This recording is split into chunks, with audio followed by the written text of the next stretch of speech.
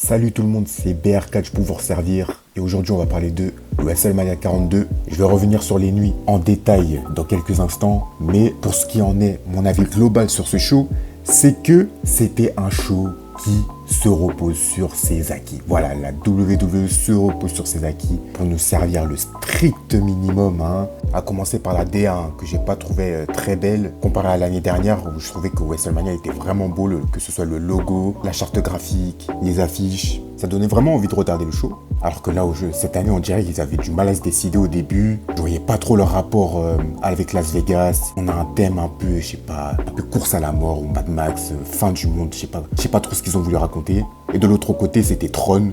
Bon, je vois pas trop le rapport avec Vegas, ni avec le logo du show non plus. Les affiches posters, je les ai pas trouvées très belles. Pourtant, pour un WrestleMania, je trouve ça important, tu vois, pour l'immersion, tout ça. Pour ce qui est des matchs, beaucoup de matchs courts, avec quasiment pas de faux finish. Dès qu'il y avait un finisher, c'était fini. Pourtant, WrestleMania, c'est censé être la fête du catch. Toutes les histoires sont censées se conclure. Je m'attends un peu de fantaisie, quoi. Non, des matchs très courts. Limite, on voit mieux en weekly. On a beaucoup plus vu les pubs concernant le film dédié à Hogan que les catcheurs eux-mêmes qui étaient sur la carte. C'est-à-dire qu'on a plus vu un raciste mort. Donc le mec est mort, mais on le voit plus que les catcheurs eux-mêmes, que les talents eux-mêmes, quoi. Je me sentirais un peu insulté si j'étais un catcheur. Il n'y a pas eu de mauvais matchs en soi, mais en même temps, il n'y a pas eu de grosses prises de risque. Limite, tu regardes un épisode de Tough Enough, tu vois les mêmes matchs. Et donc, c'est ces éléments qui en fait un WrestleMania correct, à la limite du mid. À la limite du mid. Ça s'est joué à un main event. Je vais développer mon point dans quelques instants. N'hésitez pas à liker, partager et à abonnez-vous. On allait passer les 100 abonnés sur la chaîne YouTube. Merci beaucoup, ça fait énormément plaisir. Review de AEW Dynasty disponible en description sur ma chaîne Dailymotion. J'ai aussi une chaîne TikTok, allez-y si vous n'êtes pas encore dessus. On va commencer. La nuit 1, elle a commencé avec John Cena qui vient en costume. Ça me fait mal au cœur. Oui, j'ai toujours pas digéré, j'arrive toujours pas à m'y faire, mais c'est la vie. En opener, on avait les Usos contre la Vision avec Speed. J'en attendais énormément sur ce match et sur la performance de Speed. Je l'avais dit dans mon short sur les pronostics de la nuit 1. C'était clairement lui l'attraction de ce match. Il a fait une bonne road to WrestleMania. Je m'attendais à voir des trucs de ouf et tout. Bon, déjà, l'entrée, elle était pas très belle. L'entrée façon Windows, j'ai pas compris là. C'est quoi cette mosaïque? C'était quoi le but? Bref. Et puis le match, il a commencé et il s'est fini. 7 minutes. 7 minutes, les gars. Pour un 3 contre 3, on voit des 3 contre 3 de ouf toutes les semaines à Raw, là, avec les Dragon Lee, tout ça. Mais attention, 7 minutes, c'est pas tout le monde fait ses prises, tout le monde fait des sauts. Non, c'est 7 minutes de rien. C'était autour de Speed, qui avait des mésententes avec la Vision, qui se faisait un peu casser la gueule. Il a sorti un petit body slam et un Hurricane Rana. Austin Theory, il a juste pris un BFT et c'est tout. C'est fini. Là, je suis censé applaudir. Vous avez Speed, qui est un des plus grands athlètes de la planète, les gars. C'est pas une blague, Il fait des trucs de ouf, Il fait des 100 mètres avec des champions du monde olympique. Il saute sur des Lamborghini. Vous voyez le triple bye-bye du Piaf, là, de Michael Kyle, là, dans ma feuille d'abord. Lui, là, Speed, là, il le fait en vrai. Il sait le faire en vrai, genre. Même pas, il a sorti un petit shooting star press. Même pas un petit springboard, rien. Nature, sec, comme ça. Logan Paul, là, soi-disant plus fort que 80% du roster, là, il a fait quelque chose? Les Usos, là, Jay qui l'année dernière était champion du monde, Il a fait taper Gunther, qui a mis à la retraite John Cena et Jay Styles, Goldberg. Il a fait quoi? Jimmy, Jimmy, ça fait 2 ans. D'ailleurs, Jimmy, on tape pas assez sur lui, on tape plus sur Jey Uso, mais Jimmy, on n'en fait pas assez sur lui. Les Usos, c'est catastrophique depuis quelques semaines, depuis quelques mois même, Ils avaient une prise à faire, même ça, ils ont raté. Le Wendy qui est le finisher, ils l'ont raté. Et donc malheureusement, le plus important de cette rencontre, c'était l'après-match. Ça faisait un peu cringe d'ailleurs. Speed qui se fait embrouiller par la Vision. Comme par hasard, Elena et les Usos, ils viennent l'aider. Puis Speed va faire un splash sur Logan Paul. Waouh, un splash. Genre Speed, il peut pas faire mieux, quoi. C'est mieux, je donne pas ma note parce que sinon on va dire que je suis gris. Les catcheurs, ils ont même pas transpiré, s'il vous plaît. S'il vous plaît. Passons à la suite. Deuxième match, c'était Jacob Fatu face à Drew McIntyre. Match non sanctionné par la WWE. Sans sang, je trouve ça woke. Je suis désolé. Même le match à WrestleMania 19 entre Hulk Hogan et Vince McMahon, un match de vieillard qui était beaucoup plus violent que celui-là. Et il n'y a pas l'excuse de oui, c'est un programme familial, je sais pas quoi, vu qu'il y a eu du sang dans les 2 main events. On sait pas pourquoi. Ça reste un match bon, mais voilà, rien de fou. Jacob Fatu, il a gagné. Drew McIntyre, voilà. il n'est plus que l'ombre de lui-même, vous le savez déjà. Troisième match, le match pour les titres tag féminins. C'est là où je joue au rugby. On s'est compris? Ouais. Bon, j'ai pas vu tout le match, hein. Je me suis arrêté au face-à-face entre Charlotte et Paige, après je suis parti dormir. Mais voilà, Paige, je voulais revenir là-dessus. Je commence à en avoir marre, hein, les anciennes divas là qui reviennent prendre le spotlight que les Four Horsewomen ont construit. Hein. On a des légendes vivantes qui sont encore là, qui sont encore au top niveau, et on les fait perdre parce qu'on veut ramener des anciennes divas dont leur seul mérite était qu'elles étaient juste là. Elles ont rien fait de concret, mais elles étaient là. C'est quoi la morale de l'histoire? C'est que Bayley et Lyra doivent quitter la WWE pour je ne sais quelle raison pendant 2 ou 3 ans et revenir pour qu'elles gagnent. C'est quoi? Faut m'expliquer en fait. C'est parce que tu es pas là pendant des années, tu reviens donc tu gagnes. Expliquez-moi. On a ça avec AJ Lee, on a ça avec Paige, on a ça avec Brie Bella. On est où là? Brie Bella championne en 2026.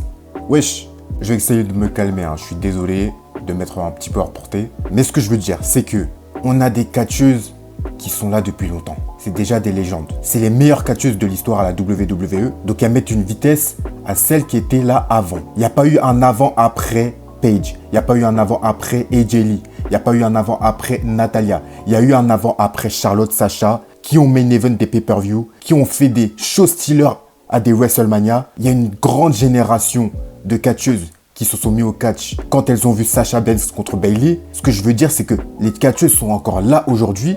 Respectez-les. Respectez-les maintenant. Pourquoi vous leur manquez de respect aujourd'hui pour qu'après, dans 15 ans, quand Bayley aura 45 ans, vous allez la ramener pour qu'elle gagne? Expliquez-moi. On ramène AJ Lee qui fait pas un match mais qui gagne le championnat intercontinental. Ok. On ramène Paige qui fait pas un match, elle gagne direct. Ok. Brie Bella, les gars, le niveau de Brie Bella, on est tous d'accord là-dessus. Elle gagne. Dans un match où il y a Charlotte, Bayley, Lyra, Alexa Bliss, c'est Brie Bella qui gagne. Et démonstration quand je vous dis que les anciennes reviennent pour profiter du spotlight que les Four Horsewomen ont construit. C'est qu'elles ont fait une photo où elles font le fort des Four Horsewomen. On les a jamais appelées de cette façon. Elles se sont jamais revendiquées comme ça. C'est une dinguerie, les gars. Je sais pas si vous vous rendez compte. Le prochain match, c'était Becky Lynch contre AJ Lee. J'ai pas vu ce match. Becky Lynch qui avait fait un travail énorme avec Lyra Valkyria, Bayley, sur la route de évolution. Et ça s'est dégradé un petit peu avec la rivalité avec AJ Lee qui a un peu trop duré à mon goût. Et sur le fait que AJ Lee fasse autant peur à Becky Lynch, je comprends pas cette DA. 8 minutes 15, c'est beaucoup trop court pour un match de ce standing. Et c'est dommage. Becky Lynch qui gagne en grugeant sur la protection de coin du ring. Et AJ Lee qui fait un discours comme quoi, oui, je vais peut-être partir. Ah bon? T'étais déjà pas là quand t'étais championne mid-card? Bah, quelle surprise, quelle surprise. Ça valait le coup, hein, AJ Lee championne, hein, ça valait le coup. Là, vous avez été nostalgique? Est-ce que vous avez été nostalgique quand AJ Lee était championne de mid-card et elle n'était pas là? Est-ce que vous avez été nostalgique? Racontez-moi dans les commentaires. Encore une fois, je m'excuse si je parais un peu trop sévère. J'ai beaucoup de respect pour AJ Lee, j'aime bien son theme song, et je n'ai rien contre les fans de AJ Lee. Important de le préciser. Le 5e match, c'était Gunther contre Seth Rollins, que je n'ai pas vu. Cette fois-ci, c'est pas ma faute, j'ai essayé de lancer le match sur Netflix, sauf que Netflix m'a dit « Vous n'avez pas le droit de regarder quoi que ce soit, parce qu'il y a déjà 2 appareils connectés, étant donné que j'ai des frères et sœurs qui sont sur Netflix, qui ont des profils différents, il y a 4 profils différents sur Netflix, donc ils sont sur leurs profils respectifs, bah moi j'avais pas le droit. Ils ont dit ouais il y a trop de profils déjà connectés, donc j'avais pas le droit, j'ai pas pu regarder. Je me suis dit c'est le destin, peut-être que Dieu ne veut pas que je regarde la nuit 1. Donc un match qui a duré 17 minutes apparemment, et qui a vu l'intervention de Bron Breakker sur Seth Rollins. Bon c'est dommage, moi je m'attendais à plus à un match à la Kurt Angle, Shawn Michaels à la WrestleMania 21. C'est dommage, c'était pas le classique que j'attendais. Liv Morgan face à Stephanie Baker pour le Women's World Championship. 6 minutes 50. 6 minutes 50 les gars. 6 minutes 50. Il y a des sons de Rof qui durent plus longtemps. Qu'est-ce que vous voulez raconter en 6 minutes 50? Si on additionne toutes les minutes des matchs féminins de la nuit 1, ça nous donne un total de 24 minutes. Les Four Horsewomen se sont battus pour ça. D'ailleurs, en parlant de Four Horsewomen, Charlotte Rhea, qui avait duré 24 minutes à WrestleMania 39, a été allongée par l'initiative de Charlotte qui, elle, avait l'ambition de rechercher l'excellence. Elle a pris l'initiative de rajouter des minutes pour raconter un vrai match de catch. Et c'est un peu ce que je reproche aux talents d'aujourd'hui, c'est de manquer d'initiative. Je sais pas, ils disent jamais non, ils se contentent du minimum. D'ailleurs, ils disent eux-mêmes, ils sont là pour l'argent, tant qu'ils sont payés. Voilà, ils s'en fichent, ils partent avant la fin des shows. Ça promet pour l'avenir. Hein. Bon bah, Liv Morgan a gagné, hein, nouvelle championne. J'espère qu'elle va pas nous refaire un même règne qu'on a eu en 2024. C'était insupportable. Le main event, Cody Rhodes face à Randy Orton, je tiens sincèrement à m'excuser. Je suis désolé pour Cody Rhodes qu'il ait à subir ça. Hein. En fait, non, je vais pas m'excuser. C'est de sa faute. C'est de la faute aussi à Randy Orton. S'ils ne voulaient vraiment pas faire ce qu'ils ont fait, ils avaient qu'à dire non, tout simplement. Randy Orton, il est là depuis 25 ans. Il a plus rien à prouver à personne. C'est là une des plus grandes légendes qui reste encore dans cette compagnie. Cody Rhodes, c'est le gars de la compagnie. C'est le pote de Triple H. Si les deux, ils disent non, qu'est-ce qu'ils font, TKO? Non, simple question, hein. Si les deux disent non, on veut pas faire ton truc. On veut pas de ton Pat McAfee. On veut pas de ton Jelly Roll. Y a pas de main event, hein. Qu'est-ce qui leur empêche de dire non un peu à ces catcheurs-là? On leur met le couteau sous la gorge? Si vous voulez vraiment pas le faire, vous avez qu'à dire non. Vous avez le pouvoir, vous avez la position pour le faire si vous êtes en désaccord. Si c'est si mauvais, parce qu'on nous le dit, hein, on nous le dit à la télé, c'est mauvais ce qu'on fait. C'est comme si t'allais au McDo, tu commandais un Big Mac, et pendant que tu commandes, il y a un serveur qui se ramène, il dit, tu sais ce que tu commandes, c'est de la merde, hein. En fait, c'est moi là depuis... En fait, il y a un nouveau serveur qui est arrivé là depuis, il fait que de la merde. Vous allez finaliser votre commande ou vous allez vous barrer. Bah là, c'est la même chose. Il se ramène pour dire Cody Rhodes champion, c'est de la merde. Et pourquoi moi je vais regarder ton show alors? C'est quel est le message derrière? Qu'est-ce que ça renvoie de moi? Je vais regarder un show de merde? J'ai vu dans les news que oui, apparemment, c'est de la faute à TKO qui voulait absolument intégrer Jelly Roll et Pat McAfee pour la vente des tickets. C'est pas la faute à Triple H, c'est jamais la faute à Triple H quand c'est mauvais. Mais je pense que Triple H, lui, il est content. Hein. Lui, il est content de voir une grande superstar, une grande légende se faire saboter encore une fois un main event. Titi était bien content. 2 fois d'affilée, hein. J'oublie pas l'année dernière. Bon bah, Cody Rhodes a gagné, hein, a conservé son titre à ma surprise. Je pensais que Randy Orton allait gagner. Donc tout ça pour ça, hein. Tout ça pour ça. Tu nous fais chier là, à nous ramener Pat McAfee, que oui, t'as besoin de lui, je sais pas quoi, les ventes de billets, on a besoin d'un Randy Orton au top niveau parce que depuis là, c'est nul la WWE. Vous avez saboté une rivalité qui était facile à écrire, simple, nette, efficace. C'était juste basé sur la legacy des deux catcheurs. Et je parle pas que du clan, non. Vous avez rajouté des choses qui n'avaient rien à voir, tout ça pour que Orton perde en plus. C'est-à-dire que tout ça, ça lui a servi à rien. Bravo. Au moment où je parle, j'ai checké mon téléphone et je tombe sur un audio du patron de TKO qui dit que peu importe que ce soit bon ou mauvais ce qu'on voit à la télé, TKO a les pleins pouvoirs créatifs. C'est-à-dire que Triple H est une marionnette. Bon, dans un premier temps, je vais m'excuser auprès de Triple H. Si c'est le cas, si apparemment tu es vraiment une marionnette et que tu n'as rien à voir avec le contrôle créatif, je m'excuse pour toutes ces accusations, pour toutes ces diffamations.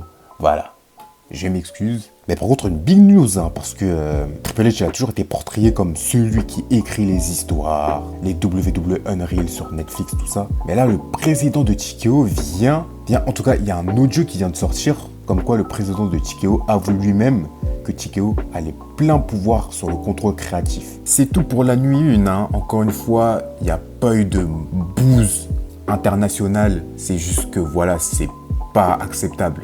C'est pas acceptable de sortir ça à WrestleMania. On ne devrait pas se contenter du minimum. Et puis c'est pas mauvais de dire que les choses sont mal. Ça permet à ce que le produit s'améliore. C'est comme quand tu as une présentation, si on te dit oui, serre ta cravate, si on te dit rien, tu vas venir à chaque fois avec ta cravate mal serrée. Bah là c'est pareil. Plus jamais ça WWE. Ne refaites plus jamais ça. Ça ne sert à rien. Vaut mieux avoir 2 bonnes nuits correctes qu'une nuit exécrable et une nuit correcte. Je vois pas il y a quoi de la plus-value. Parce que sinon, les prochaines années, les gens ils vont venir que à la nuit 2. Hein. J'ai vu aussi des commentaires comme quoi, oui, si on enlève les pubs, si on enlève les durées de matchs qui sont trop courts. Mais en fait, on peut pas enlever tout ça en fait. Un show, tu le ressens comme tu l'as vécu en fait. On peut pas enlever le fait que WrestleMania 35 ait duré 8 heures et que c'était interminable, qui en fait un show au final médiocre, en disant que oui, si on enlève la longueur, mais sa longueur fait partie du show en fait. Bah là c'est pareil, on a eu un WrestleMania avec énormément de pubs, on a plus fait la promo pour quelqu'un qui est mort que pour les matchs que j'étais censé voir. Et pour les matchs, on nous fait clairement savoir qu'on nous donne le strict minimum. Moins de 10 minutes de combat, un finisher, et puis s'en vont. Et c'est en disant que ça a été mal fait qu'on pourra espérer avoir quelque chose de meilleur à l'avenir. C'est pas mauvais en fait.